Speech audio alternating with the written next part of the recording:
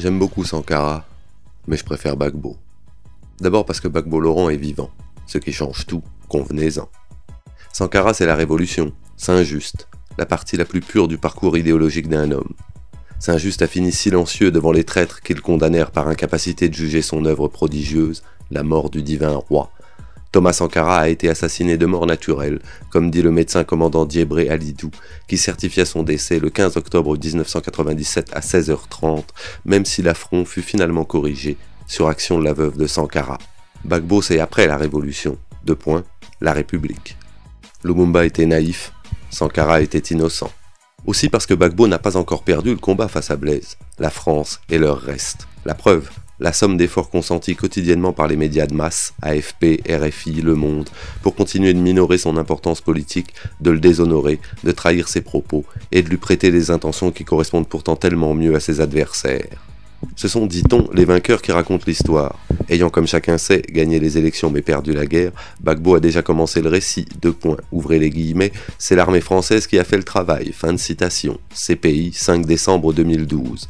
Toujours pas, à ce jour, de réplique historique métropolitaine. Parce que le fondateur du Gris-Gris International, Michel Ngundu Lunda, est pro-Gbagbo par sans-charisme étouffé, dans un sanglot, et que je vis avec mon temps. Faut apprendre la vie et l'œuvre de Thomas Sankara à nos enfants, noirs ou blancs. Gbagbo, c'est aux adultes qu'il faut aujourd'hui le raconter. Thomas Sankara, ouvrez les guillemets, Burkina Faso veut dire la patrie des hommes honnêtes. Paris, soir 3, 1984. Pas royaume les copains, patrie. C'est tellement mieux, patrie. Sankara et Lumumba, 2 morts sans corps. Par sa fin archangélique, Sankara renvoie au martyrologe, et donc plus à la politique. Sankara avait raison, mais il a perdu en mourant. Lui aussi. Pourquoi n'a-t-il pas écouté ceux qui lui conseillaient de se débarrasser du beau Blaise? Sankara est un rêve politique, Gbagbo demeure un projet politique. Malgré tout, puissance de ses discours, Gbagbo fait pas le poids sur ce terrain-là, y a que ses couturés qui cognent et grouvent plus. Force de son image personnelle impeccable, bien plus émouvante finalement que celle trop marketée d'un Tché. Exécution annonciatrice et exemplaire, les rois nègres en place reçurent le message. Je suis assez d'accord avec Kwamo. Si Sankara n'avait pas été tué, il serait devenu le Chavez africain. Le pétrole en moins ajoute quelques esprits chagrins sur les réseaux sociaux. Mais Sankara a été tué. Discours que tout général qui se respecte devrait dire à ses hommes avant de monter au feu. Tout mec qui se fait tuer, je le ressuscite et le fais exécuter pour trahison. Dominique Deroux, immédiatement, 1972.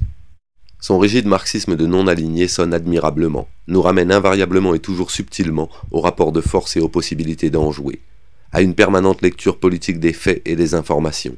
C'est sur ce point qu'il manque le plus à notre époque. Je ne suis pas un messie, malheureusement si, d'une certaine façon, comme tous les révolutionnaires morts avant d'avoir abouti. Les plus marrants sont les gauchistes. Comment peuvent-ils, sans qu'aussitôt la foudre ne s'abatte obliquement sur leurs reins, prétendre apprécier Sankara et sa devise, la patrie ou la mort, eux qui rêvent avec Tikenja d'ouvrir toutes les frontières, même s'il n'y a pas de Gbagbo sans Sankara.